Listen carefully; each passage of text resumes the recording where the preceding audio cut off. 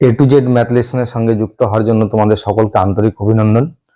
আজকে আমাদের প্রশ্নটি হলো পশ্চিমবঙ্গ মধ্যশিক্ষা পর্ষদের অষ্টম শ্রেণীর কোষে দেখি 10.2 এর প্রশ্ন নম্বর 11। একটি জাহাজে কলকাতা থেকে কোচিন যেতে 25 দিন সময় লাগে। জাহাজটি 36 জন নাবিক সহ এবং প্রত্যেক নাবিকের জন্য প্রতিদিন 850 গ্রাম খাবারের ব্যবস্থা করে যাত্রা শুরু করলো, কিন্তু 13 দিন পর ওই জাহাজে অপর একটি ডুবন্ত জাহাজ থেকে 15 জন নাবিককে উদ্ধার করলো এবং জাহাজটি গতিবেগ বাড়িয়ে দিয়ে 10 দিনে কোচিন পৌঁছলো। এখন প্রত্যেক নাবিক কতটা পরিমাণ খাবার খেলে ওই মজুদ খাবারে তারা কোচিন নিরাপদে পৌঁছতে পারবে এবং সমস্ত খাবার ওই সময়ে শেষ হয়ে যাবে? এই অঙ্কটি আমাদেরকে ত্রৈরাসিক পদ্ধতিতে সমাধান করতে হবে। ত্রৈরাসিক পদ্ধতিতে অঙ্কটিকে সমাধান করার জন্য আমাদের যে তথ্যগুলি লাগবে সেগুলি হলো, প্রথমে কি আছে, নাবিক সংখ্যা,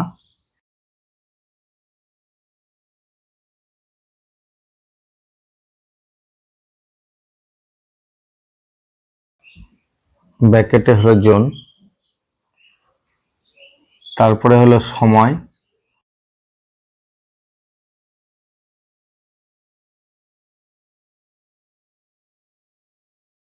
ব্র্যাকেটে হলো দিন, একটা হলো প্রতিদিন খাবারের পরিমাণ,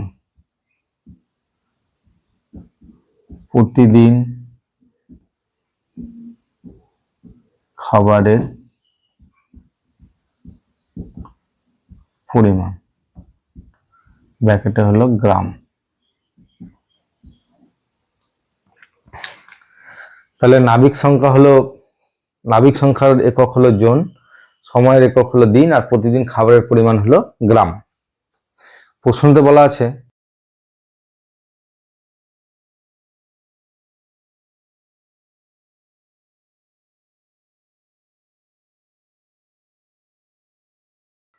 ছত্রিশ জন নাবিক সহ জাহাজটি 25 দিনের জন্য যাত্রা শুরু করে আর খাবারের পরিমাণ হলো 850 গ্রাম। এবার কি হলো, 13 দিন পরে জাহাজটি অন্য একটা ডুবন্ত জাহাজ থেকে 15 জন নাবিককে উদ্ধার করলো আর সময় বাড়িয়ে দিয়ে 10 দিনে কোচিন পৌঁছালো। 13 দিন পরে এই জাহাজটি যদি কোনো ডুবন্ত জাহাজ থেকে কোনো নাবিককে উদ্ধার না করতো, তাহলে বাকি খাবারটা তাদের আর কতদিন যেত? 25 - 13 = 12 দিন যেত। কিন্তু এখন কি হলো, তারা ডুবন্ত জাহাজ থেকে 15 জন নাবিককে উদ্ধার করলো।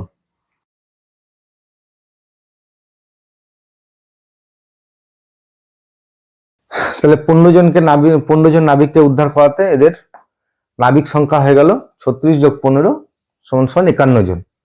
আর সময় কি করলো, জাহাজ গতিবেগ বাড়িয়ে 10 দিনে পৌঁছালো। 12 দিনের জায়গায় কয় দিনে পৌঁছালো? 10 দিনে। তাহলে আমাদের বের করতে হবে প্রত্যেক নাবিক প্রতিদিন কতটা করে পরিমাণ খাবার পাবে। তাহলে যেহেতু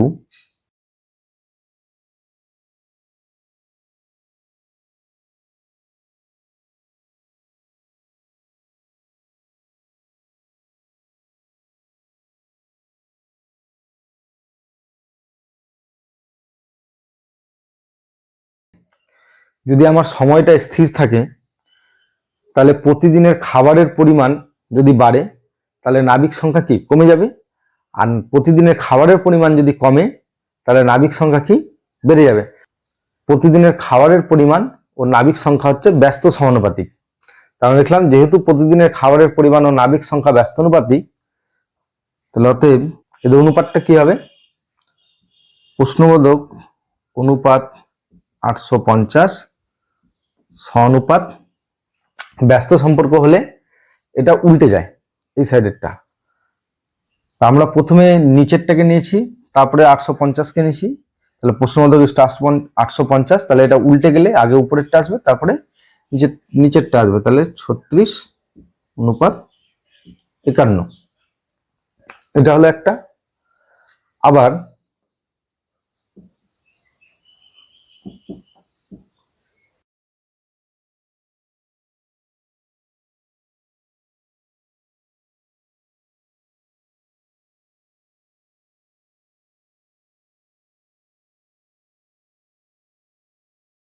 আবার যদি নাবিক সংখ্যা আমরা স্থির রাখি, তাহলে প্রতিদিনের খাবারের পরিমাণ যদি বাড়ে তাহলে সময়টা কি কম লাগবে খাবারটা শেষ হতে, আর প্রতিদিনের খাবারের পরিমাণ যদি কমে তাহলে খাবারটা শেষ হতে কি সময়টা বেশি লাগবে। তাহলে প্রতিদিনের খাবারের পরিমাণ ও সময় ব্যস্ত সমানুপাতিক। তাহলে অতএব প্রশ্নবোধক অনুপাত 850 সমানুপাত, তাহলে কি হবে, এটা উল্টে যাবে 12:10। তাহলে ব্যস্ত সমানুপাতিক হলে পরে, যেহেতু এটা নিচেরটাকে আগে লিখলাম উপরেরটাকে পরে লিখলাম, নিচেরটাকে আগে লিখছি উপরেরটাকে পরে লিখছি, তাহলে এখানে উল্টে যাবে, উল্টে গিয়ে উপরেরটা আগে হবে আর পরেরটা নিচেরটা পরে হবে। আচ্ছা, এইটুকুটাকে আমরা মুছে দিই।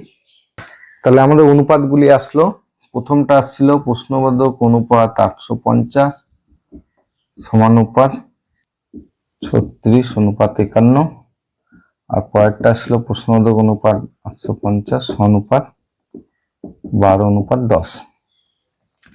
তাহলে অতএব নির্ণেয় প্রতিদিন খাবারের পরিমাণ।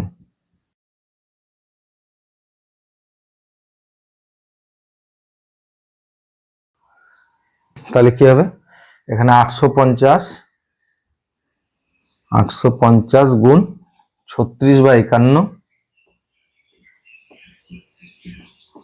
গুণ 12/10, এককটা হবে গ্রাম। তাহলে এখানে কি হবে, 850-এর সঙ্গে গুণ হয়ে যাবে 36/51 আর পরেরটাতে গুণ হবে 12/10। তাহলে এই শূন্য কেটে দিলাম, 17 দিয়ে কাটলাম, 5 17 85, 3 17 51, 3 দিয়ে কাটলাম 36কে, 3 বারং 36, তাহলে 5 বারং 60, 6 বারং 72, 720 গ্রাম। উপরেরটাকে মুছে দিচ্ছি, তাহলে উত্তর হবে অতএব